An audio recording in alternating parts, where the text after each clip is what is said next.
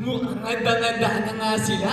Pero bago muna yan, tayong lahat muna ay manalangin. Itaas ang dalawang kamay, pagdikitin at ilagay sa ilalim ng baba. Sundan niyo si Teacher. Panginoon, salamat po sa umagang ito dahil makikinig kami ng iyong salita. Nawa, matuto kami sa iyong mga salita, Panginoon. Ito po ang aming dalangin sa pangalan ni Jesus. Amen! Tumayo natin ang ating kwento. Sabay-sabay natin ang ating basahin ang ating title. 1, 2, 3, Inside the Heart! Ano kaya ang nasa loob ng puso ng ating bida sa umagang ito? Kilalanin natin ang buhay ni Ember. Wow! Wow! Ang daming batang kagaya ko! Ako, excited na ako makipaglaro sa inyo po! Ay, ako nga pala si Ember! Alam niyo ba, mahilig ako mag-drawing! Ito kayo, nahanap na ako sa bahay. Sige, babay mo na! Siya si Ember. Siya ay masayang bata at mahilig siyang mag-drawing. Siya ay espesyal sapagkat sa loob niya naninirahan ang iba't ibang uri ng mga apoy. Kilalanin natin sila mga bata. Wow! Hi! Ako nga pala, si Flair! At ako ang pinakamalakas na apoy dahil ako ang apoy ng love, ng joy, at ng peace! Hello. Ako naman, si Flame. Ako ang apoy ng kapayapaan, kainahan, at pagbibigit sa sarili. Ako nga pala, si Blaze! Ako ang apoy ng pagtitiis ng kabutihan! Wow!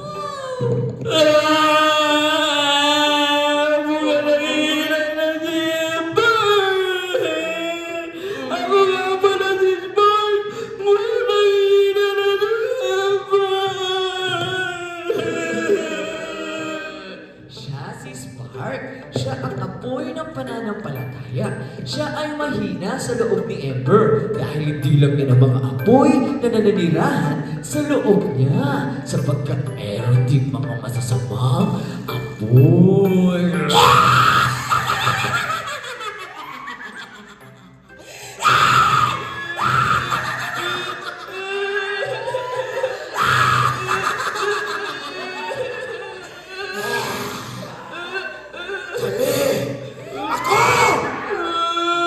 Ako si Wildfire!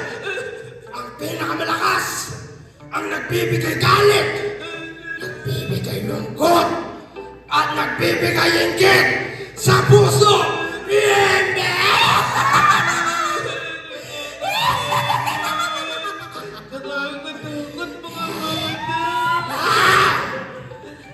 Yan ang mga apoy sa loob ni Ember.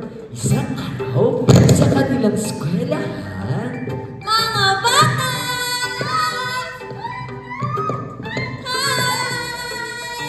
Hi! Mga bata! Sino ready na? Wow! Ngunit bago tayo magsimula, naalala niyo pa ba yung pinag-aralan natin nakaraang linggo? Yes, Ember! Pamilya ng mga apoy! Very good! Pinag-aralan natin ang tungkol sa pamilya ng mga apoy. Merong mahihina, may malalakas at napakalakas. Ngayon naman, nais ni teacher na gumawa kayo ng inyong mga assignment. Ang assignment nyo, kayo ay magdo-drawing ng isa niyong buong pamilya sa isang buong papel. Pwede ba yun? Okay, check ka ni teacher next week. Kailangan makita ni teacher yung mga gawa ninyo. Pwede ba yun? Okay, paalam! Tila napaisip si Ember sa kanilang assignment sapagkat ito daw ay at mag-drawing ng isang buong pamilya. Kaya ko naman mag-drawing, pero... Drawing ng pamilya? Paano ko gagawin yun? Kung hindi naman buo yung pamilya ko at hindi ako mahal ng tatay ko. At dahil doon, si Ember ay nabagabag. Siya ay nalungkot at nawalan ng pag-asa at tuluyang nahina ang pananampalatayang apoy sa puso ni Ember.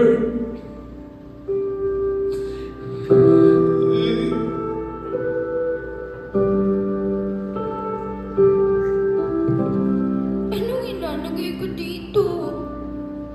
Uy, bata! Anong ginagawa mo dito sa... Ba't parang umiiyak ka? Hindi po. Nagdodrawing lang po ako. Nakita ko, umiiyak ka oh. Ano ba yan? Drawing mo? May assignment po kasi kami. Sabi mag-drawing daw po ng pamilya. Pero hindi ko po kasi alam kung anong idodrawing ko kasi hindi naman po buo yung pamilya ko tsaka sinasaktan po ko ng tatay ko. Sinasaktan ka ng tatay mo? Ganun ba, Ember? Sige, ganito. Alam mo ba? Galing ako sa isang simbahan at nagbabahagi ako ng salita ng Diyos sa mga batang kagaya mo. Gusto mo ba mabago ang papa mo? Pwede po yun? Oo naman. Sa Biblia, may isang apoy na malakas at kaya baguhin ang lahat ng tao. Talaga po? Sige po, gusto ko po na ang apoy na yun ang magbago sa buhay ng tatay ko. Sige, tanggapin mo ang banal na spirito sa iyong puso at maniwala ka na kaya niyang baguhin ang iyong ama. Gusto Sige mo bang po. manalangin kasama ko? Sige po. Sige, lumuhod ka. Humingi tayo ng tawad sa Panginoon at sabihin mo sa Kanya, Panginoon, naniniwala po ako sa iyo. Okay ba yun? Sigaw natin ang pangalan ng Panginoon 3 beses. Jesus! Jesus! Jesus! Jesus! Alam ko po, narinig niyo ako. Lord, tulungan niyo po ako. Tulungan niyo po na baguhin ang puso ng tatay ko. Naniniwala po ako sa inyo. Panginoon, salamat po, Panginoon Lord, sa buhay ng batang ito, Panginoon, na sa iyo ay sumusuko, Panginoon. Kami po ay nagsusumahan mo, Panginoon Lord, banal na Espiritu. Samahan mo siya, Panginoon Lord. Sukluban mo siya, Panginoon Lord, ng iyong presensya, Panginoon Lord. At baguhin mo ang kanyang ama, kagaya ng kanyang kahilingan sa iyo. Panginoon Lord, itinataas ko sa iyo ang puso ni Ember at ng kanyang ama. Baguhin mo sila, Panginoon Lord, at maniwala siya sa iyo, Panginoon Lord. Magkaroon sila ng sariling Diyos at tagapagligtas, Panginoon Lord, sa kanilang mga puso. Panginoon Lord, tinatanggap ka namin bilang aming Diyos. Salamat, Ama. Ito po ang aming dalangin sa pangalan ni Jesus. Amen. Okay. Maraming salamat po. Uuwi na po ako tapos pagdadasal ko po ang tatay ko. Okay, tama Bye-bye yun. po. Sige, paalam. At ganyan nga ang ginawa ni Ember. Siya ay umuwi sa kanilang tahanan. Sana nga, magkatotoo yung sinabi sa akin ng teacher. Sana, kapag pinagdasal ko ang tatay ko, magbago na siya. Nang biglang, Pakiramdam ko, nandiyan na siya.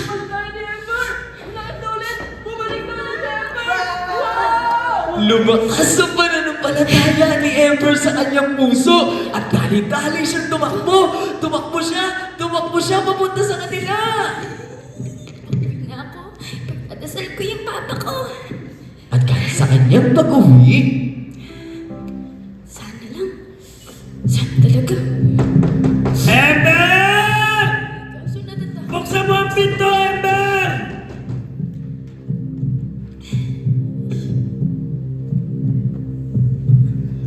Ember! Tay. Nakakatakot. Ikaw bata ka? Saan ka na naman galing? Ha?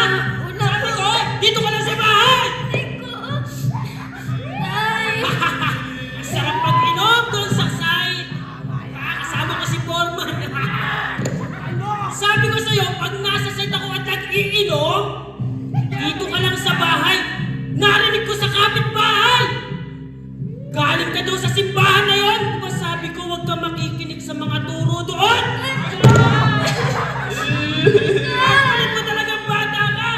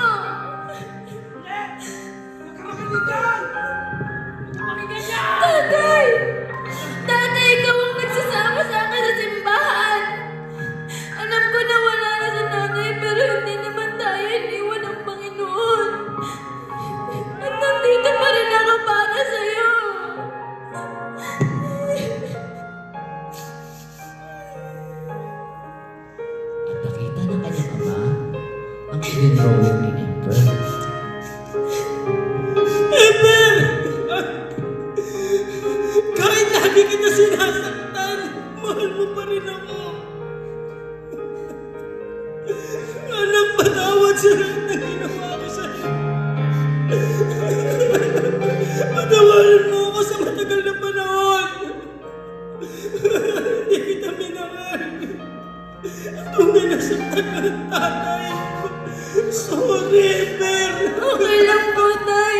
Ang mahalaga ngayon, bumalik po tayo sa dati. Alam niyo po, may nagturo sa akin na kapag tayo ay nanalangin at lumapit sa Diyos, hindi natin mararamdaman ng pag-iisa at merong isang gabay na lagi natin kasama. Manalangin po tayo. Jesus! Jesus! Jesus! Panginoon, salamat po. Salamat po dahil ikaw ang tunay na Diyos at makapangyarihan. Salamat po dahil ikaw ang nagbukas sa puso ng aking ama. Panginoon, patuloy mo po siyang baguhin.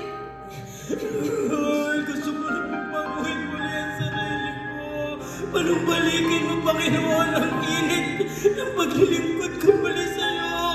Salamat, Panginoon, dahil ginamit mo ang aking anak at patuloy na nagmamahal sa akin kahit ganito ako. At doon natatapos ang ating kwento. Mukhang umiiyak na kayo mga kapanood dyan Okay, tandaan po natin na ang banal na spirito ay kaya magpabago ng buhay. Naniniwala po ba tayo doon? Amen. Kaya sama-sama po tayong mag-apoy sa pananampalataya. Ito lamang po at maraming salamat.